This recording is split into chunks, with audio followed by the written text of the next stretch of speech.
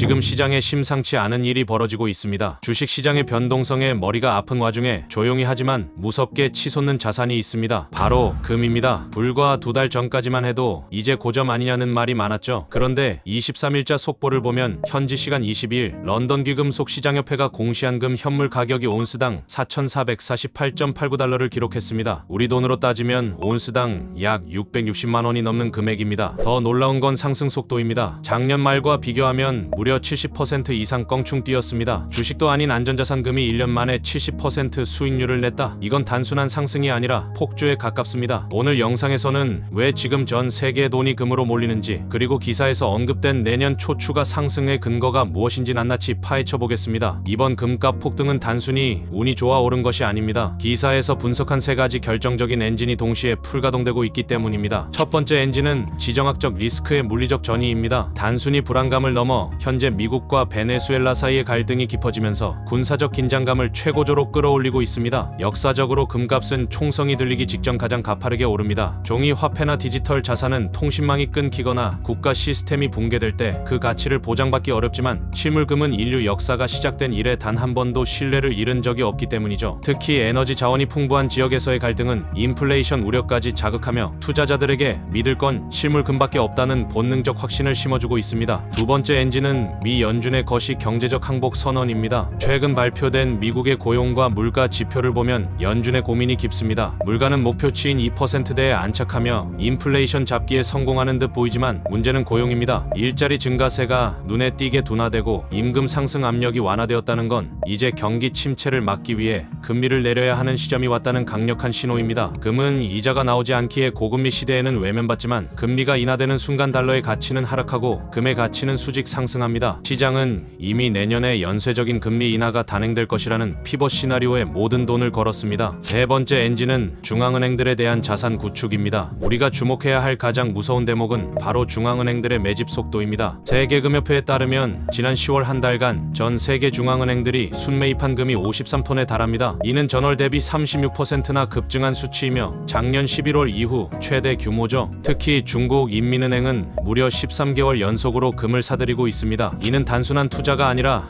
탈달러화 전략의 일환입니다. 국가 단위의 거대 자본이 가격에 상관없이 시장에 나온 물량을 닥치는 대로 흡수하고 있습니다. 가격이 떨어지면 국가가 다 받아준다는 하방 경직성에 대한 믿음이 생기자 일반 투자자들까지 공격적으로 매수에 가담하며 가격을 사상 최고치로 밀어 올리고 있는 것입니다. 많은 분이 지금 들어가면 상투 아닐까 걱정하시지만, 기사가 전하는 통계 데이터는 의외의 결론을 암시합니다. 첫째, 투기 세력의 에너지가 아직 충분히 응축되어 있습니다. 미국 상품선물거래위원회의 12월 9일자 집계를 보면 흥미로운 사실이 발견됩니다. 금 선물 순매수 규모가 22만 3천 건으로 나타났는데, 이는 지난 9월 말 고점이었던 26만 6천 건보다 오히려 16%나 낮은 수준입니다. 가격은 그때보다 훨씬 높은데 정작 한탕을 노리는 투기 자본의 참여는 아직 정점에 달하지 않았다는 뜻입니다. 진짜 폭등은 이들이 마지막에 포모 심리에 휩싸여 미친듯이 달려들 때 일어납니다. 즉, 아직은 시장이 과열을 넘어선 광기 단계에 진입하지 않았기에 추가 상승 공간이 남아있다는 분석이 지배적입니다. 둘째, 연말연초의 특수한 매수 우위 심리입니다. 통상적으로 12월 말은